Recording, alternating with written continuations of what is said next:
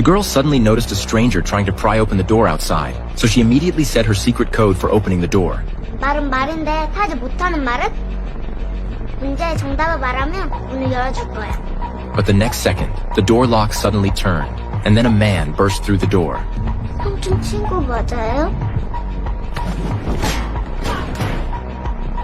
Hearing the intense fighting sounds outside, Jian was scared and kept backing away, but the fighting sounds suddenly stopped. Another man rushed into the room. He hurriedly typed Duke into his phone, then continued typing that he was a friend of Jian's uncle. Just as Jian was about to say something, another group of killers arrived. The mute uncle quickly hid Jian in the bedroom and stayed outside to fight the killers. Jian saw that the outside had calmed down. Curiously, she opened a crack in the door to observe, but saw the mute uncle's arm was chopped off by the other side. Jian hurriedly closed the door but accidentally exposed her position. The floating curtain caught their attention. They lifted the curtain and saw Jian hanging on the water pipe. 아가, 너 거기서 떨어지면 진짜 큰일 날 수도 있다. 돼지거나 병신 될 수도 있다니까. 그러지 말고 여기 삼촌한테 와야. Jian looked down and saw a sofa below, so she decisively let go of her grip. Jian hurriedly got up and ran desperately, but without realizing it, she was hit by a van. She narrowly escaped death. Soon, Jian was sent to the hospital for emergency treatment. She groggily heard the police say her parents were killed. Jian fainted again. When Jian woke up, it was already late at night. At this point, the killers had also tracked her to the hospital. They quietly entered the room and put a silencer on the handgun. But when the killer lifted the blanket, he found Jian was gone. It turned out Jian had slipped out of the room when the killer wasn't paying attention. But the passage was blocked by cargo at the end. She could only hide in the morgue, but there was nowhere to hide there.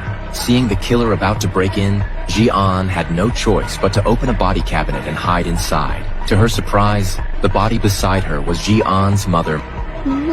At that moment, the killers were checking one by one outside. Jian hugged her mother in desperation. Just as the killer was about to open Jian's cabinet, one of the killer's partners suddenly broke into the morgue. 뭐예요? 얘기 안 했어요. With the sound of intense fighting, it was Jian's uncle who had arrived. Seeing Jian curled up in her mother's arms, her uncle felt an immense sense of guilt, and Jian was the only bloodline left of his brother. She was his only relative. They had moved to a remote rural area. As Jian grew up day by day, her uncle began to teach her how to shoot. Jian quickly learned to use all sorts of weapons, but one day, her uncle suddenly died. The police concluded it was suicide, but usually, people who commit suicide cut their wrists. Her uncle had slashed his throat. Just after Jian finished identifying the body, she unexpectedly found a tattoo on her uncle's arm. It said, "Assist in murder." Jian realized her uncle's death was no accident. So she found the gang. Jian contacted Jungmin, who worked for her uncle, and asked him to help investigate the cause of her uncle's death. Soon, Jungmin found a phone in the bathroom. As soon as Jian turned it on, she received a message. It said, 70 million Korean won has been transferred. The phone received another message. 정민아, 이게 얼마야? 87억? Jian was stunned. Her uncle, a pipe seller. How could he have earned so much money? So they began investigating the online store. Her uncle Ran Jungmin found another hidden website. Quickly, he accessed the hidden site, but the login page said, "Assist in murder." Jian suddenly remembered that these same words were on her uncle's body. Just as Jian was puzzled, the website automatically logged in and displayed various types of illegal firearms. Suddenly, a message popped up, asking when the goods would be shipped. Jian quickly replied to the buyer, saying the shopping center would be closing soon and the payment would be refunded to them. Unexpectedly, the buyer asked, "Did Jung Jin-wan really die?" Then added, "Well, you're going to die today." Jungmin immediately shut down the computer. As the two hesitated about whether to call the police, the doorbell suddenly rang. Through the video phone, Jian saw a woman. She claimed to be her uncle's Chinese teacher. At that moment, Jian's phone received another message. Jian turned around suddenly and saw the woman had entered the yard. Jian had no choice but to lie, saying her uncle wasn't home. But the woman pulled out a weapon and spoke to Jian in Chinese. 师傅经常夸你又聪明又漂亮，我又不聪明，又不漂亮，又不是东江大象学的，叔叔也不可能那么说。